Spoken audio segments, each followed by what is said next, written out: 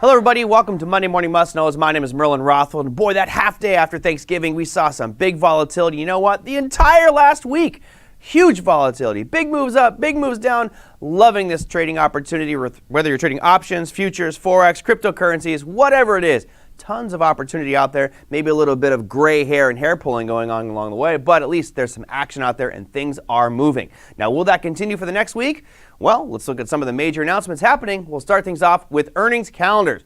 Now, it's a very light week with regards to earnings. As you can see here, we start off on Monday with Coupa Software and MongoDB. Now, there's only 175 companies reporting this week, but there are a few big ones.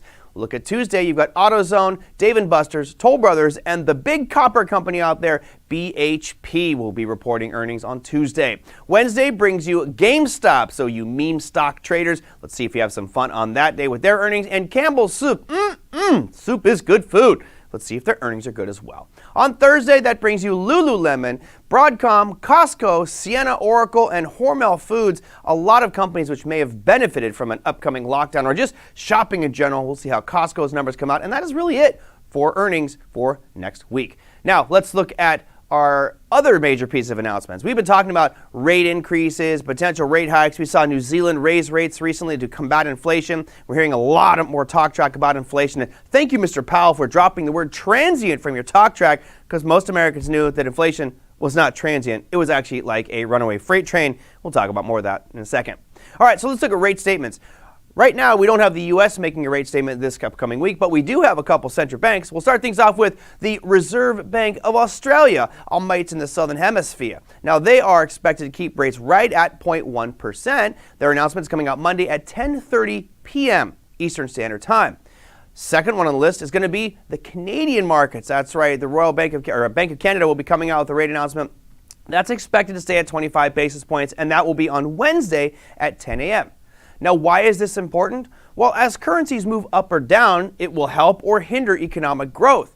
Now, for the U.S. right now, we're seeing pretty good economic growth, and our rates have been stuck at zero. Now, the inflation discussion is talking about raising those rates, and we'll look at CPI in just a second. But if we look at the Australian dollar, this is an interesting one. Here you can see on the hard red edge, that Australian dollar has been tanking for some time, almost straight down for the past couple of months. Now, why is this important? Because Australia is a major exporter. And the more they export, obviously, the better that's going to be for their economy. And as their currency drops more and more against things like the US dollar, that means that Americans can buy more Australian products, which could do what? It can overheat their economy. And we're already hearing about inflation problems going on around the world. So if Australia looks at their market and says, hey, we have a potential for more inflation here if we don't kind of curb our currency, well, then we could see future problems even worse. So what are they going to do? There is the possibility that they start to raise rates to increase the price of the Australian dollar and thus take some of the pressure off the inflationary aspects of their markets. Now, they're probably not going to do it at this announcement coming up this week, but they might, and the talk track from their bankers will give you bigger clues, but there will be some nice volatility in that Australian dollar as well as the Canadian dollar. Moving on to our final piece, which is let's bring inflation home, people.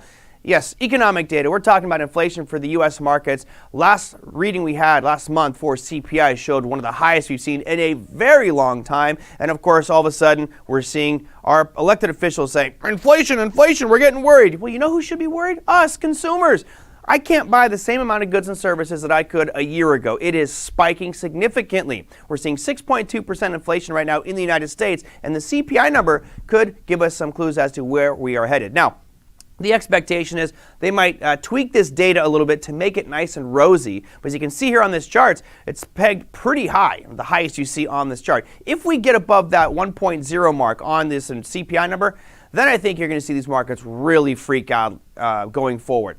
That means the Fed will have to be much more aggressive with regards to raising rates and tapering their spending to bring money out of the economy and to raise those rates, making the dollar spike, which could hurt the market. So the domino effect is starting to roll here with regards to financial assets and financial markets. We've got some great rate announcements, we've got some decent earnings, and we have fantastic economic data coming out on Friday at 8:30 a.m. Eastern Standard Time. That, my friends, is your Monday Morning Must Knows. We'll see you next week.